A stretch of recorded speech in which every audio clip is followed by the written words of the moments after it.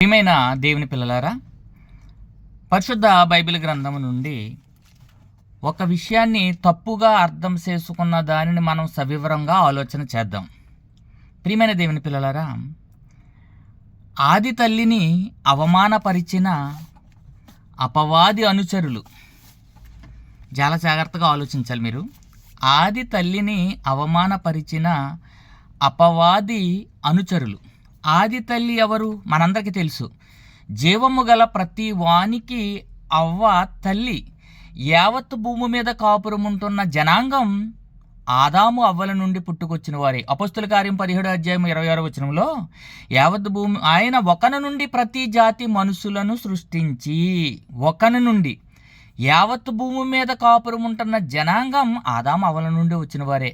Entire ప్రపంచంలో ఉన్న 830 కోట్ల మంది ఆయా దేశాల్లో మానవ మనుగడ జరుగుతుంది అంటే మూలం ఎవరంటే ఆది తల్లి అవ్వ. అవ్వ దగ్గర నుండే మనం అందరము పుట్టుకొచ్చాం.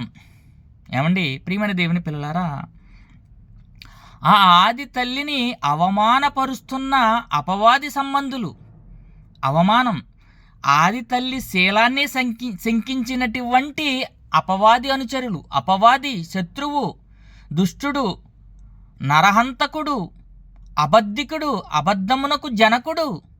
ఏమండి ప్రియమైన దేవుని పిల్లలారా, అపవాది అనుచరులు అంటే వారు ఫాలోవర్స్ అన్నమాట. అపవాది ఫాలోవర్స్ వాళ్ళు అపవాది ఫాలోవర్స్లా ఉండరు, అపవాది అనుసరులా ఉండరు. వాళ్ళకు కూడా దైవవాక్యాన్ని బైబిల్ తీసే బోధిస్తారు, బైబిల్ మాటలు చెప్తారు.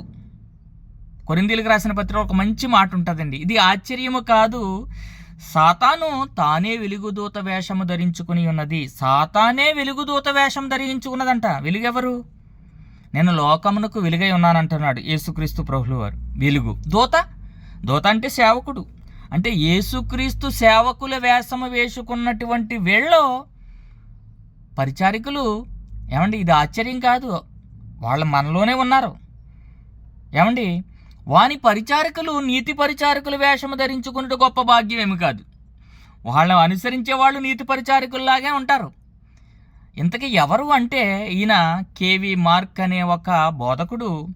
ఏమండి ఆది తల్లి శీలాన్ని శంకిస్తున్నాడు.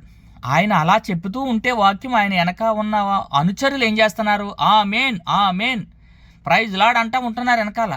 వాళ్ళ నీకొలితే తను రెచ్చిపోతున్నాడు. ఏమండి ప్రియమైన దేవుని పిల్లలారా, వాక్యాన్ని వక్రీకరించకూడదు. అక్షరం వెనకున్న ఆత్మజ్ఞానాన్ని తెలుసుకోవాలి, ఆత్మీయమైన అర్థాన్ని తెలుసుకోవాలి తప్ప అక్షరాలు అల్లుకుంటూ వెళ్ళిపోతే అర్థం కాదు. ప్రియమైన దేవుని పిల్లలారా, ఇతను అంటాడు ఆర్కే మార్క్ గారు, ఆది పాపము ఆ మర్మము ఎవరికి తెలియదంట. ఏ మర్మము ఇంతకని? అవ్వ సర్పముతో సంభోగం చేస్తే పుట్టినవాడు కయ్యనట. అవ్వ మోసపరచబడిందంట. ఎలా మోసపరచబడింది? మోసం అంటే ఏ మోసం అనుకుంటున్నాడు అంటే, అవ్వ ఏమండి సర్పముతో సంభోగం చేస్తే కయ్యని పుట్టినాడంట. వాడి నుంచి వచ్చిన వాళ్ళందరూ సర్ప సంతానం అంట. ఆలోచించండి మరి, మీరు జాగ్రత్తగా ఆలోచించాలి. వింటున్నా మీరు అందరూ జాగ్రత్తగా ఆలోచించాలి సుమా. ఆదాము ఫస్ట్ అటాంప్ట్ ఎవరి మీద చేసిందంటే సాతాను ఆదాము మీద చేసిందండి. ఆదాము మోసపరచబడలేదు కానీ అంటే ముందర ప్రయత్నం ఆదాము మీద చేసింది. ఆదాము మోసపరచబడలేదు కానీ అవ్వ మోసపరచబడి అపరాధంలో పడిను అంటున్నాడు. అంటే ఆదాముతో సైనించడానికి సర్పం వెళ్ళిందా? ఇతను చెప్పిన ప్రకారంగా. ఏమంటే దానికి ఆదాము ఒప్పుకోలేదా? ఆదాము మోసపరచబడటం అంటే ఏంటి ఇంతకని? శరీర సంబంధాన్ని కొరక, శరీర సంబంధం గురించి ఆలోచించవలసిన విషయమా? అవ్వ మోసపరచబడ్డదంట. అవ్వ మోసపరచబడి కయ్యను కన్నదంట. ఎంత దౌర్భాగ్యమైన మాటలండి, ఆలోచించండి. ప్రియమైన దేవుని పిల్లలారా, మన ఆది తల్లి ఇస్తున్నటువంటి సాక్ష్యం ఒకసారి బైబిల్ని పరిశీలించి చూసినట్లయితే ఆది తల్లి చెప్తుంది అసలు కయ్యను ఎలా పుట్టాడనేది. ఏమండి 4వ అధ్యాయం చూద్దాం.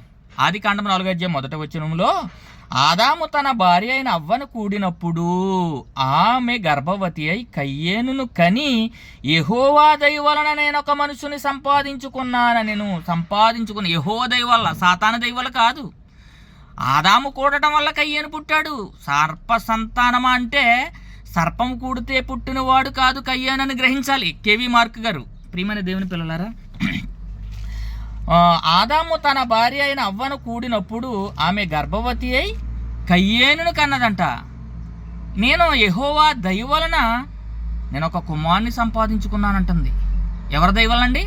యెహోవా దయ వలన.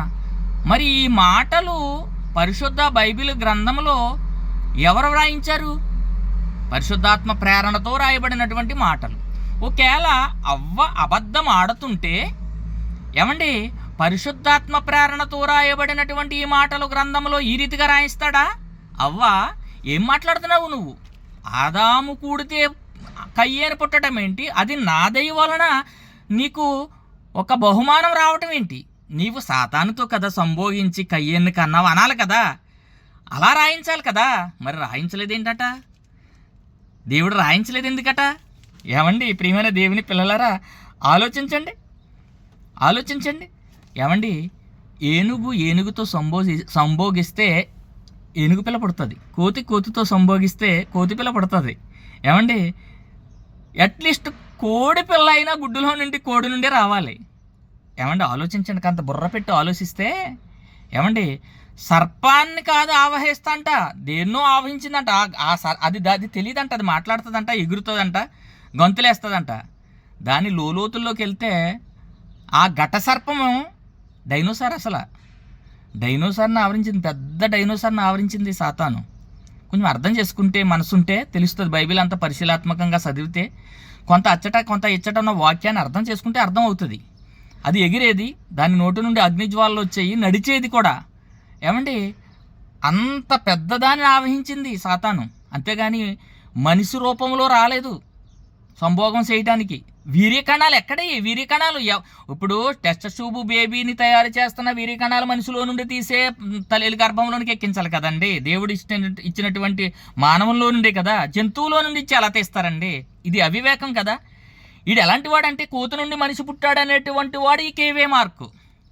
అది కూడా కరెక్ట్ అవుతుంది. ఇది పాము నుండి మనిషిని పుట్టుకొచ్చాడంటే కోతి నుండి మనిషి రావటం అనేది కూడా సహజమే అవుతుంది కదా. మరి ఇక్కడికి ఏమైనా బుర్ర ఉందంటారా కేవీ మార్క్ గారికి? అది మర్మం అంట. ఆ మర్మము కేవీ మార్క్ గారికి మాత్రమే తెలుసు. ఆయన అనుసరిస్తున్న ప్రవక్త చెప్పినటువంటి మాటలు వింటాడో తప్ప బైబిల్ వాక్యాన్ని ఎట్టి పరిస్థితుల్లో పరిశీలన చేయడండి. అతను ఊగిపోతూ ఉంటాడు, రంకిలేస్తూ ఉంటాడు. ఎవరైనా సత్యం చెప్తుంటే దాన్ని జీర్ణించుకోలేరు. వీళ్ళే అపవాది అనుసరులు. ఆది తల్లిని అవమానపరిచిన అపవాది అనుసరులు వీళ్ళు. అయితే ప్రియమైన దేవుని పిల్లలారా, మీకు ఒక విషయం చెప్తాను. అపోస్తుల కార్యం 13వ అధ్యాయము ఒక్కసారి తీసినట్లయితే మీరు చూడాలి ఈ వచనాన్ని. అపోస్తుల కార్యము 13వ అధ్యాయము 8వ వచనం నుండి 10వ వచనం వరకు చదువుతాను. ఒక్కసారి మీ అందరూ దయచేసి పేజీ నెంబర్ 115. ఏమండి, పేజీ నెంబర్ కూడా చెప్తాను. అయితే ఎలుమ అనే అతను ఆ అధిపతిని విశ్వాసం నుండి తొలగింపవాలనే యత్నము చేసి వారిని ఎదిరించెను. ఎలుమాను పేరునకు గారడివాడని అర్థం. ఈ ఎలుమ అనే అతను ఎవరి అధిపతి? 7వ వచనం కాడి నుంచి చూస్తున్నాను. అతడు వివేకము గలవాడై పెర్గి పౌలు అను అధిపతి యొద్ద ఉండెను. పెర్గి పౌలు అని అధిపతి యొద్ద ఉన్నాడంట, పెర్గి పౌలు. అయితే అతడు బర్నబాను పౌలును పిలిపించి దేవుని వాక్యము వినగోరాడంట. దేవుని వాక్యం వినాలని ఆలోచన చేశాడంట. అయితే ఎలుమ అనేవాడు ఆ అధిపతిని విశ్వాసం నుండి తొలగింపవలనని యత్నము చేసి వారిని ఎదిరించెను. ఎలుమ అను పేరునకు గారడీవాడని అర్థం, గారడీవాడు అండి. అయితే అందుకు పౌలు అనబడిన సౌలుగా ఉన్నటువంటి పౌలు గారు అంటున్న మాటలు ఏంటంటే, పరిశుద్ధాత్మతో నిండిన వాడై అతనిని తేరి చూసి సమస్త కపటముతోనూ సమస్త దుర్మార్గముతోనూ నిండినవాడా.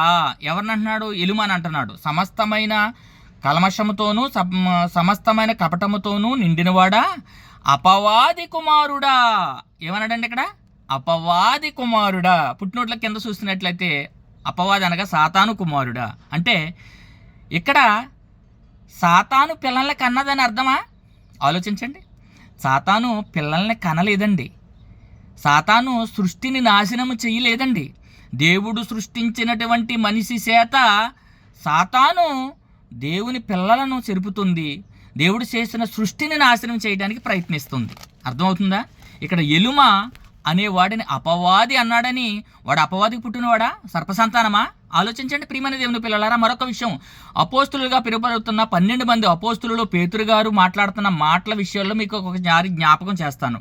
12 మంది శిష్యులకు యేసుక్రీస్తు ప్రభులు వారు చెప్తున్న మాట ఏంటంటే, నేను యెరూషలేమునికి వెళతాను, వాళ్ళు అక్కడ నన్ను కొడతారు, సిలువ మరణానికి అప్పగిస్తారు, అనేక దెబ్బల చేత అనేక శ్రమల చేత మనుష్య కుమారుడు మరి సిలువకు అప్పగించబడతాడని యేసుక్రీస్తు ప్రభులు వారు 12 మంది శిష్యులకు చెప్తుంటే, అందులో పౌలు అంటాడు, అది నీకు దూరం అవునుగాక, ఆ దెబ్బలు, ఆ శ్రమలు, ఆ సిలువ మరణం నీకు దూరం అవ్వుగాక అని పేతురు గారు యేసుక్రీస్తు ప్రభులతో అంటుంటే మంచి అన్నాడు కదండి.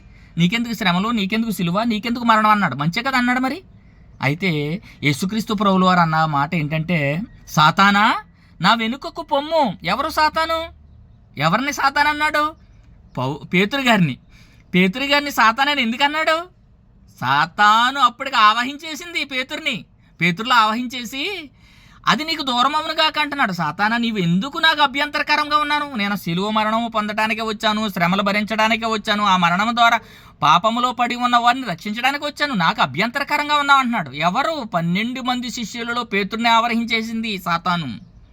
అర్థమవుతుందండి? ఒక మొక్క ఇరిసి ఇచ్చిన వెంటనే ఇస్కరియోతు యోధాలో సాతాను ప్రవేశించిందంట. ఇస్కరియోతు యోధ కూడా 12 మంది శిష్యులు ఒక్కడే, అన్ని అద్భుత కార్యాలు చేసిన వాడే, యేసుక్రీస్తు తిరిగిన వాడే, అతనిలో కూడా సాతాను ప్రవేశించేసిందంట.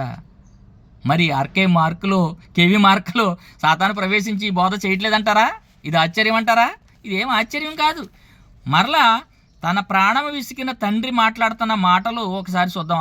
యెషయా గ్రంథంలో ప్రియమైన దేవుని పిల్లలారా, యెషయా 1వ అధ్యాయంలో చూసినట్లయితే ఒక మాట ఉంటుందండి. యెహోవా మాటలాడుచున్నాడు, ఆకాశం ఆలకించుము, భూమి చెవియొగ్గుము, నేను పిల్లలను పెంచి గొప్పవారిగా చేసేదని వారు నా మీద తిరగబడ్డారు. ఎద్దు తన కామాందుని ఎరుగును, గాడిద సొంతవాని దొడ్డి తెలుసుకొనును. ఇశ్రాయేలులకు తెలివి లేదు, ఈ జనులు యోచింపరు. పాపిష్టి జనమా, దోషభరితమైన ప్రజలారా, దుష్ట సంతానమా అన్నాడు. ఎవరండి? దుష్ట సంతానమా అన్నాడు. అంటే సర్పానికి పుట్టినవారా వీళ్ళు? ఆలోచించండి. అంటే సాతాను కూడా పిల్లలకి అంటదా? అదే దేవుని నోటి మాట వల్ల పుట్టింది ఆ ఆత్మ. ఏమండి, మనము దేవుని చేత నిర్మింపబడిన వారము, దేవునిలో నుండి విడివడి వచ్చిన ఆత్మలము మనం. ఇక్కడ ఇశ్రాయేల్ ప్రజల్ని ఐగుప్తులో నుండి బానిసత్వం నుండి తీసుకొచ్చి అనేక అద్భుత కార్యాలు చేసి, ఎర్ర సముద్రాన్ని పాయలుగా చేసి, బండ నుండి నీరు రప్పించి, పూరెళ్ళు కురిపించి, ఆహారం పెట్టి, అరణ్యములు మాంసము తినిపించి, పాలు తేలులు ప్రవహించే దేశానికి తీసుకుని రావడానికి ప్రయత్నం చేస్తున్నటువంటి దేవుణ్ణే విసర్జించి, ఒరే మీకన్నా ఎద్దు రైటరా, తన కామాందుని తెలుసుకుంటుంది, గాడిద రైటరా, సొంత దొడ్డు తెలుసుకుంటుంది, ఎందుకురా మీరు నా కడుపును చెడపుట్టారా అని కన్న తండ్రి పడుతున్న వేదనతో పలుకుతున్నటువంటి మాటలండేవి. మనమే అంటాం మన బిడ్డలు, వాడు నా కడుపును చెడపుట్టాడు, వాడు నా కడుపును చెడపుట్టాడు, వాడు నా కొడుకు కాదు అంటాం. అలాగే తండ్రి అయిన దేవుడు దుష్ట సంతానమా అన్నాడు. అంటే దుష్టుని యొక్క స్వభావాలు ధరించుకుని, దుష్టుని యొక్క ఆలోచనలు కల్మషంతో నిండినటువంటి వారులారా అన్నాడు. అంతే తప్ప ఇశ్రాయేలు ప్రజలు దుష్టి సంతానమా? అంటే దుష్టులకు పుట్టారా వాళ్ళు? కయ్యేను దుష్టునికి పుట్టాడా? కయ్యేను దుష్టునికి పుడితే అవ్వ యెహోవా దైవాన నేను ఒక కుమారుని సంపాదించుకున్నానని ఎందుకంటది? ఆలోచించారా? కంత బుర్ర పెట్టి.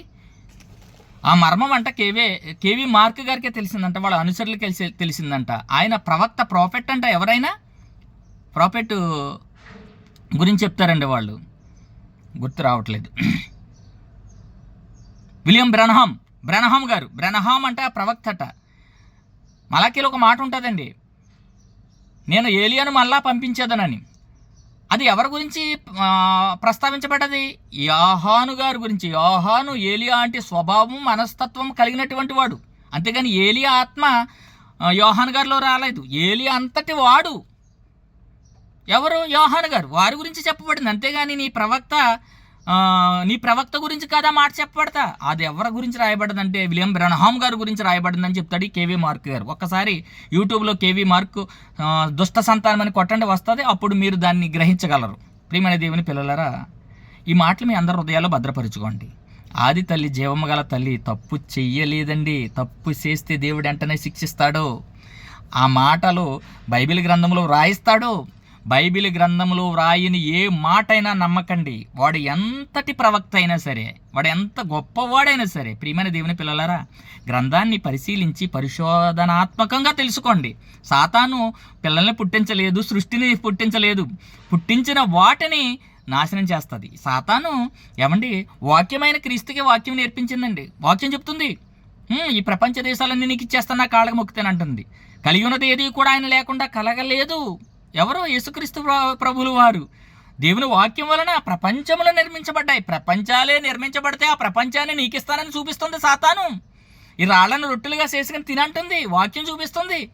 పైనుంచి దూకేయి, కింద నీ పాదములకు రాయి తగలకుండా దేవుని దూతలు నేను ఎత్తుపట్టుకుంటారని వాక్యమైన యేసుకే వాక్యాన్ని బోధిస్తుంది సాతాను. మనకి బోధించటం ఈ కేవి మార్క్ గారి పెద్ద గొప్ప సంగతి ఏమీ కాదు. ఇది ఆశ్చర్యము కాదు. సాతాను తానే వెలుగుదూత వేషము ధరించుకుని ఉన్నది. వాని పరిచారికులు నీతి పరిచారికుల వేషము ధరించుకునుట గొప్ప సంగతి ఏమీ కాదు. ప్రియమైన దేవుని పిల్లలారా, ఎవరు చెప్పిన వాక్యం పరిశీలనాత్మకంగా పరిశీలిస్తూ పరిశోధిస్తూ ఇది వాక్యానికి అనుగుణంగా ఉందా లేదా వక్రీకరిస్తున్నారని తెలుసుకోవలసిన జ్ఞానం మనకి దేవుడు అంతా కూడా ఈ పరిశుద్ధ బైబిల్ గ్రంథంలో పెట్టాడండి. ఇదే మనకు స్కానింగ్ మిషన్. ఏదొచ్చినా దాన్ని బైబిల్కి తీసుకొచ్చి దీనితో మనం ఆది కాండం నుండి ప్రకటన గ్రంథం వరకు కూడా పరిశీలన చేసి ఒక్క వాక్యం దగ్గరే నిలబడిపోకూడదు. అర్థమవుతుందా? ఒక్క వాక్యం దగ్గరే నిలబడిపోకూడదు. గర్భఫలము యెహోవాచ్చు బహుమానం, సాతానిచ్చి బహుమానం కాదు. సాతాను సర్పము మరి అవ్వను కూడితే పుట్టినవాడు కయ్యేను కాదు అనే సంగతి కేవి మార్క్ గారు తెలుసుకోవాలి. ఇది దుష్ట బోధ, దుష్టిని సంతానం అంట.